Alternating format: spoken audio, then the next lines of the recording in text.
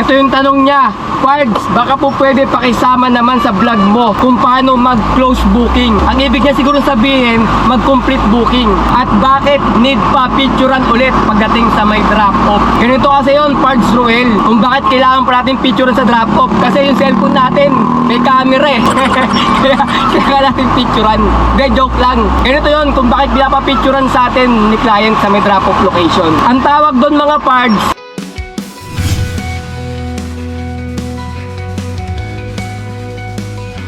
good day mga Pards! Today is another booking day na naman tayo. January 11 ngayon, 2025, Saturday. Time check tayo, 9:21 AM. First booking natin from Bagbag going to Parañaque sa halagang 994. Ang layo ng pick-up location ay 3.8 km. 1,000 kg to. Papunta na kami sa may pick-up location. Ma'am, lalamog po. Tara ka din ha. Kay Garcia Lopez. Sige kuya, pasok ka after nalabas. Sige, bubble wrap, pick-up natin. Kasi Garcia kuya na. Yes, ma'am.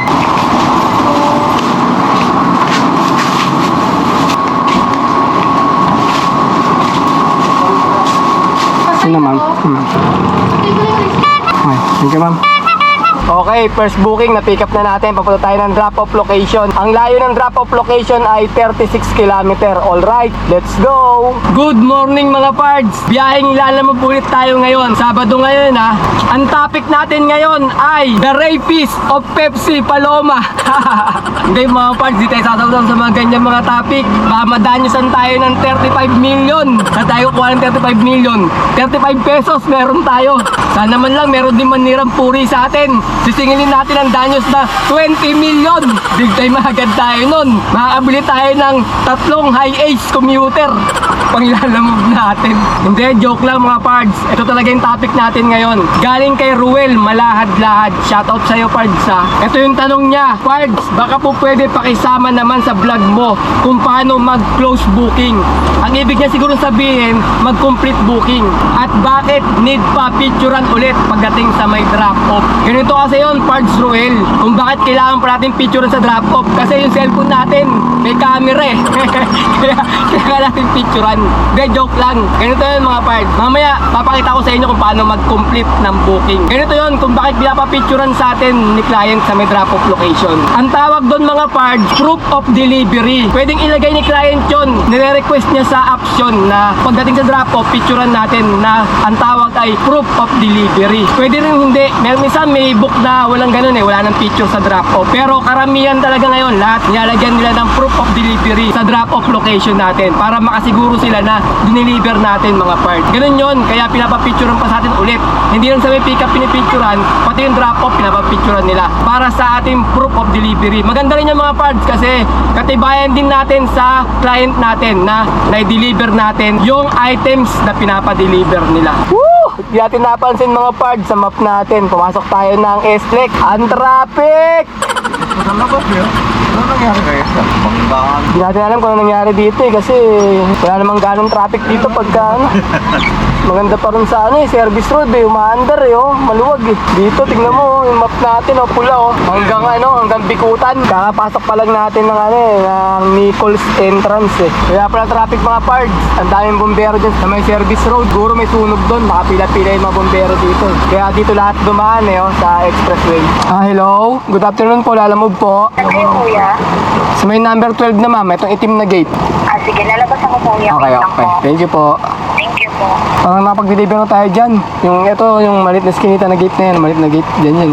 Papasukin tayo dyan. Parang Indiano yung may-ari niyan. Indiano yun oh. Ayan.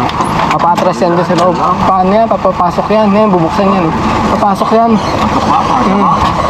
Kasi yan, sakto lang yan.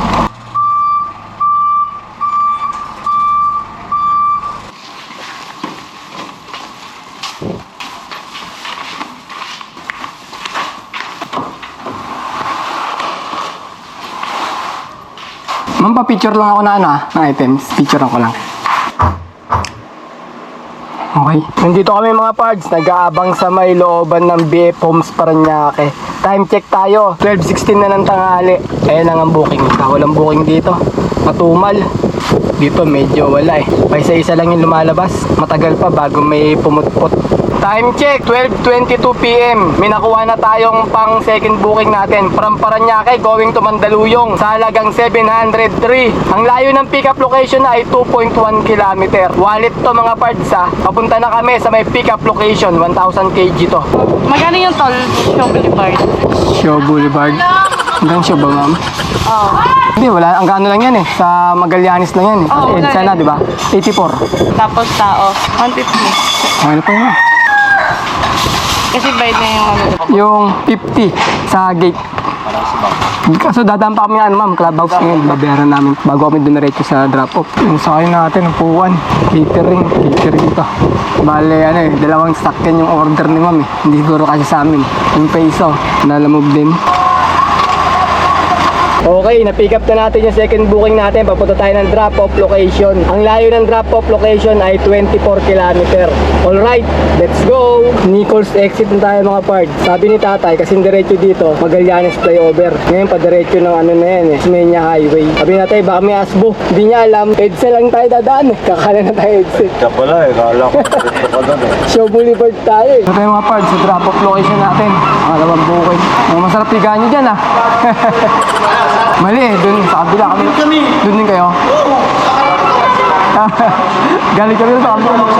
Sa kasi nagpapadditional kami. Dalawang ano rin yun, 2 kilometro din yun. 20 per kilometer tayo. Minimum 50. Pwede na 50. 50 pesos sa akin. Oh, 2.5 kilometer eh. Galing nyo ngayon sa Lancaster. Hindi, paras tayo na map, alam ko, ganun din sa akin. Magkano hingin mo yung Additional? Ah. 50 lang. 50. Magkano kasi sabi na toolgate? Pinasok ko sa toolgate. Oh, tollgate din kami. Expressway, nagdaka-SDEX. Sa baba lang ako, hindi ako sa taas. 84 no? Magkano ba yun? 84? Anong oras na? Dalawa pa lang kami. Oras tayo, dalawa pa rin ako. Ang hirap kumuha ng booking ngayon. Hindi, Binigyan na ako dun. ako, sinabihan lang ako pero hindi ako inabutan. Dati hiningi mo. Ma'am, dati hiningi mo na dun sa kanya. Ako hiningi ko na lahat eh, toll gate, saka yung sabay. Yung sabay mo, binayaran ka na. Yung sabay, binayaran ako pero yung toolgate, hindi. Ma'am, yung sa akin ma'am, parang yung 50 ma'am. Doon din ako napunta eh. Oh, paras lang din kami na pinuntahan eh. Mali din yung map ni ma'am. Apo, 50 ma'am. Hirap ng booking ngayon, no? Hirap kumuha, tapos hindi ka pa makapagsabay kasi puno. Ano mas ba nagsimula, bumiyahe? Maaga po. Maaga pa? 7:30 yata nakakuha kami ng kaso, nagtambay kami ng tanghali. Sa inyo, wallet ba o cash? Wallet? Wala rin. Punta lang sa top-up. Top up. Ito mga parts, sinasabi ko sa inyo na pagka i-complete na. Parts Truel, ito yun ha. Pagka, di ba, tapos yung na-picturean sa pickup, nakalagay dito, arrive. Pero bago nyo i-arrive, hintayin nyo muna may ilagay yung mga gamit dito. Saka nyo pipicturean. Ganun may gamit sila, pwede natin picturean. Ganun, pakita ko sa inyo ha. Slide mo lang, slide. Ayan, parts. Tapos, eto, arrive. Already arrive ka na. Ayan Yes, drop off now. Click mo lang yan. Yan take a photo. Lalabas ka sir. Sige, magka-take a photo. Padanin mo lang sa lalabas sila. Tapos sila mag-drop off eh. Picture lang natin yung gamit. Yan. Yan. Tapos check mo. Itong check. Parang okay yun. Ayan Tapos, confirm delivery. Yan, click mo to. Tapos, unloading complete. Slide na natin yan. Tapos, confirm. Ayan na. Kasi wallet to. Kukonfirm mo yung bill kung magkano. Ayan yan, yung bill nyo. Ayan. Okay na yan. Confirm na natin.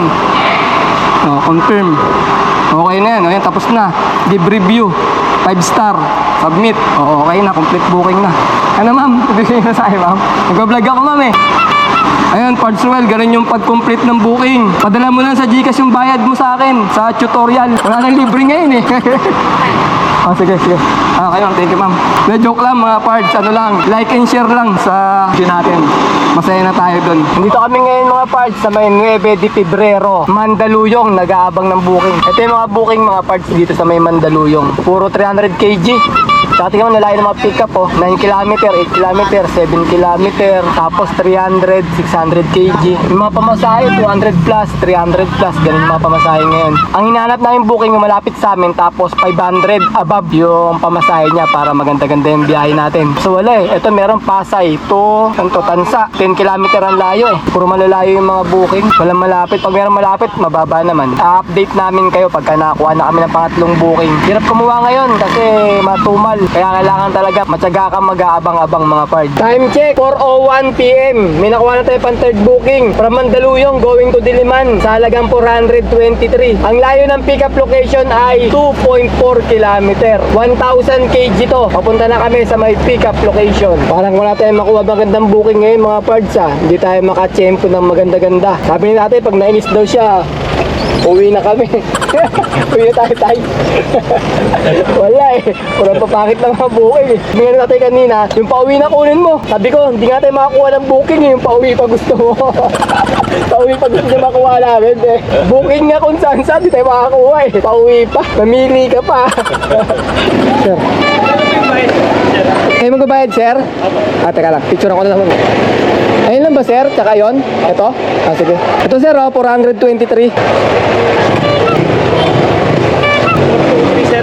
423. 423. Yan. Sir, kulang ako ng dos. Sige, sir. Ay, doon susupot yung ano. Yung, ano? Yung iba. Ano yun, matika? Hindi, 5 piso. Matika po. Piso. Matika, sir. Para Pero- sa ano, trading machine. Yan lang, sir. Okay. Salamat. Sige, salamat. Okay, na-pick up natin yung third booking. Ang layo ng drop-off location natin ay 9.4 kilometer. Alright, let's go! Idediretso na natin to mga parts kasi nakiusap si ma'am na hanggang 5 lang daw yung drop-off daw doon. Kasi baka wala na naman magre-receive kaya didiretso na natin to. Sayang, konti lang sana. Pero okay na rin, malapit lang naman eh. Diretso na natin to, nakiusap sa atin eh. Mahirap naman na sabayan pa natin pag natagalan. Mamaya, wala kang mag-receive na 5, yari tayo. Kasi yung oras, ano na eh, 4:14 PM. Yan sabi, hanggang 5, maximum to 5:30 daw eh. Sa daan natin eh. Dito to sa may Centris dadalhin. Yung kanto ng Quezon Ave corner EDSA to eh. Kaya matraffic ngayon dito. Baka mamaya hindi nga tayo abutin ng 5:30. Hindi kayang isang oras eh. Kaya didiretso na natin to mga board. Saka ano eh, matumal din ngayon Sabado. May rapat din kami kumuha ng booking. Kaya okay na rin. Kung magkano na lang kitain namin, ayun na lang. Balak na nga namin sana umuwi. Kaso sayang yung diesel namin pa uwi. Kaya naghanap kami na medyo malapit na sa amin yun. Tapos abang paulit kami isa doon, pauwi sa amin. Pwede na rin.